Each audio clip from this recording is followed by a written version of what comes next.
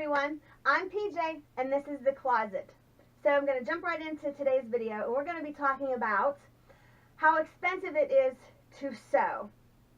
So, I get asked this a lot, I get told this a lot, everybody says it's too expensive, the material is too expensive. I get asked, well, where do you get your material? I don't even know where to start. Just like everything, you start at the beginning. You watch my channel. No, okay. I get my material everywhere. It's really not that expensive. So here's a couple things I want to break down to you. First of all, 95% of your closet, your clothing, can be repurposed instead of throwing it into the landfill. So instead of throwing it away, repurpose it. Do something else with it. Make a toaster cover. Make a pillow. Make a purse. There's so many things that you could make with a piece of fabric that you don't even realize. You have a dog or a cat, make a dog or a cat bed. Make a blanket. Make anything. Perfect example. I got this shirt. I needed a shirt that buttoned down that could be kind of like a nightgown. So I went and I picked this up, and this shirt was $2.50. Now, this shirt is really, really big on me. So I'm going to repurpose it. I don't know what I'm going to make out of it, but I'm going to make something. Pillow maybe? It's a really nice color, and I like the fabric. Speaking of fabric, cotton will decompose in a few months, give or take around 6 months. Things like polyester, it can take up to 100 years for it to decompose. So therefore, whenever you go and you throw away your clothing, it's going to sit in a landfill for years and years and years, when you could have just simply repurposed that piece of material.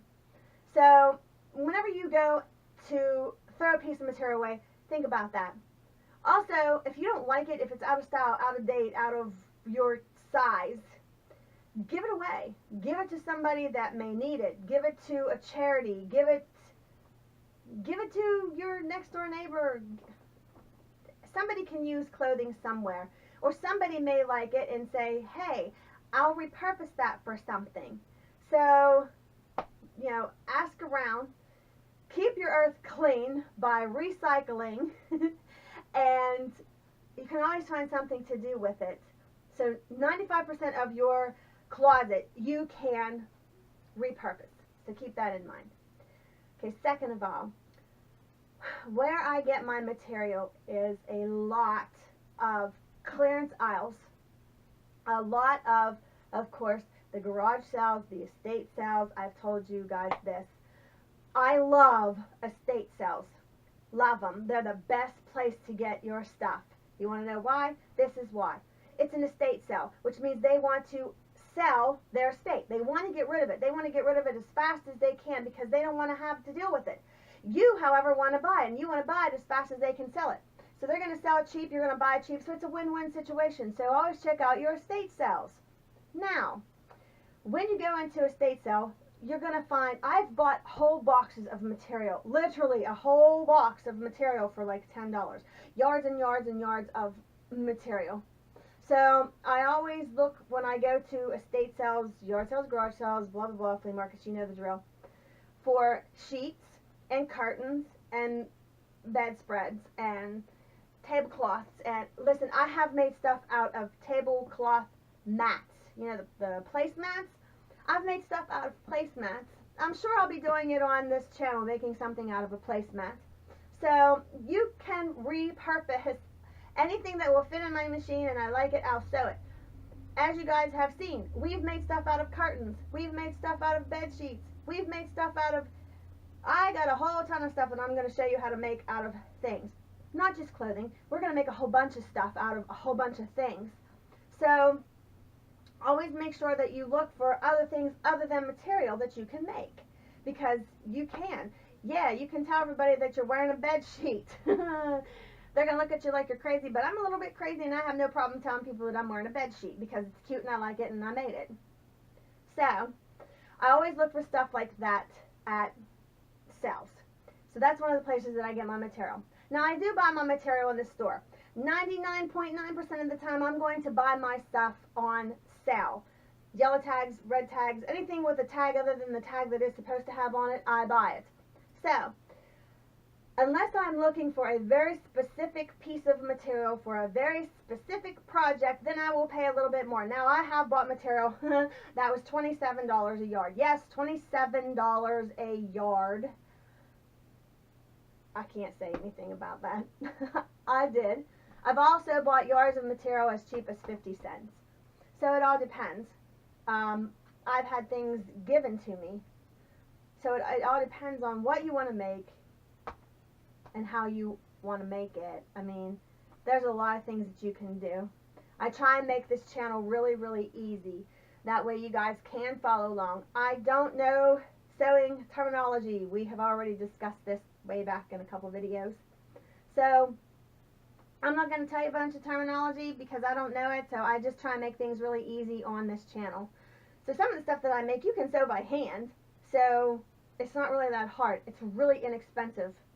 So that way, whenever you go into a store, you're not a size 10. If a company over here makes a size 10 and a company over there makes a size 10, they're not going to be the same size 10. So when you make your clothes at home, you are a 0 size. You are not generically sized because those companies put a 10 on it or a 12 on it or a 6 on it, and that's the size it is. I don't know what size I wear because all companies are different. So that way I know whenever I make something at home, I don't have to worry about a size. I have to worry about my body shape and how it's going to fit on my body. So that way I can tuck it here and sew it there and put whatever I want to put on it to make my own flair with it, and I know it's going to fit because I can get it to look good on my body form instead of a generic size. So you can keep that in mind too. So when I go and I look for stuff, I do try and get it cheap, and I do go to a lot of different places. So one of the places that I do go to is like little thrift shops. Not necessarily the big chain thrift stores, but even the like little small local ones. So a lot of those places do like charity work. So if you go in and you buy something, that money and the proceeds go back into the community, and they help with, you know, whatever people that have lost their homes or, you know, things of that nature. So I do like to go and help out little stores and little thrift shops like that. So this is what I bought. I was at a thrift store not too long ago, and what I did was I picked up these patterns. Now some of these patterns, here comes my cat. If you fall down, I don't know, it's my cat. Go, Mick, go. Sorry, go, Mick. I'll have to put him on camera with me one day. Okay, anyways. So I got these 4 patterns. Now, yes, they're old. Some of them are old, some of them are not. They are open, so some of them are not cut at all. Some of them are, but the only thing is there was like, let's do this so you can see it better. Like this pattern here, there's a couple different purses on here. So if there's pieces missing, I can always put a couple pieces of patterns together and make one thing. Now we have done that also on this show, on my channel. Yeah. So we've took a couple things, put them together to make something. So I got these. Now these are 25 cents. They were 25 cents each. So I paid $1. Now what I'm going to show you is I have paid, there's my cat, I paid more for, I would have paid more for this than I would have for everything that I've bought. Because this one pattern was $14.95, and that was more than everything that I had bought. So I got 4 patterns here. I also picked up all this bias tape. There's all these different colors with all these different things, and I can do a whole bunch of stuff with this. Now, like I said, the bias tape is going to be good because material don't really go bad. It just doesn't go bad. So you can keep this stuff, you can keep this stuff for a really long time. Now some of this stuff, original price was like $1, 30 cents. Some of it's old. You get the point. But I got all this for $1 a piece. So that's $1 a piece. I'll see that. So I got that. I also got this little thing. I don't know what it is. It's called a tacket, and it's supposed to be some kind of pattern marker. I don't really know what it is. I'm going to find out because I like the box, first of all, because it was old. I did pay 50 cents for it. Can you all see that? And it was originally $2. It was $1.98. I'm sure back in the day, looking at the box, this was probably an expensive little gadget. So we're going to figure out what this little gadget does. because I'm kind of curious about it. But I picked that up. And I also picked up this. Now this is a great big spool of elastic. So I just got a big spool of this, not quite this big. It was only 5 yards that I had picked up, and it was $8, and I got that off of Amazon. Now I usually pick up bigger spools because I use a lot of them instead of like just a yard or 3 yards of elastic that you buy at a store. So I got a bulk, I guess, but this thing here is big. So I only paid $1 for this great big thing. I also picked up this fabric. Now, this fabric is the most expensive thing that you're going to buy. Like I said, I paid $27 for a piece of fabric one time. Oh well, you know, it happens. But the most that you're going to pay normally is going to be somewhere around a $5 mark if you go to a fabric store, for the most part. So there's two and a half yards of material here. And I paid $2, so pretty much $1 a yard. Can y'all see that? $1 a yard for it. So that was not too bad for 2 yards. And actually it was less than $1. But anyways, no. Don't matter. Anyways, I got this for $2. So, like I said, you can pick up this stuff cheap. It don't have to be at a fabric store. And this is my grand total of what I spent. I spent $8.10. I don't know if you all can see that. $8.10 for all the stuff that I just showed you. Now I could go to a store, I could buy a shirt that's $8.10 and I would be a generic size. It may or may not fit me.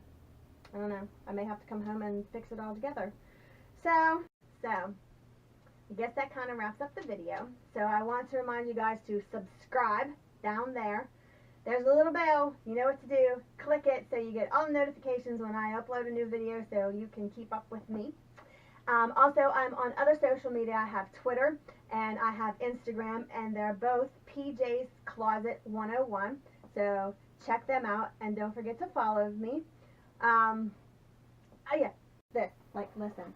Leave your comment down if you know what this is and how I can use it. I don't know. I think that's about it. If you have any places that you get your material from, let me know. I'd like to check that out. I would really like to hear your ideas and where you get your stuff and what you do. I think that's everything. Let me see. Said about this stuff, said about subscribing, said about thumbs up. Now give me my thumbs up. And share and bell and social media. Yeah, that's everything. Okay, guys. Thanks for tuning in, and I guess that's a wrap. Bye, YouTube.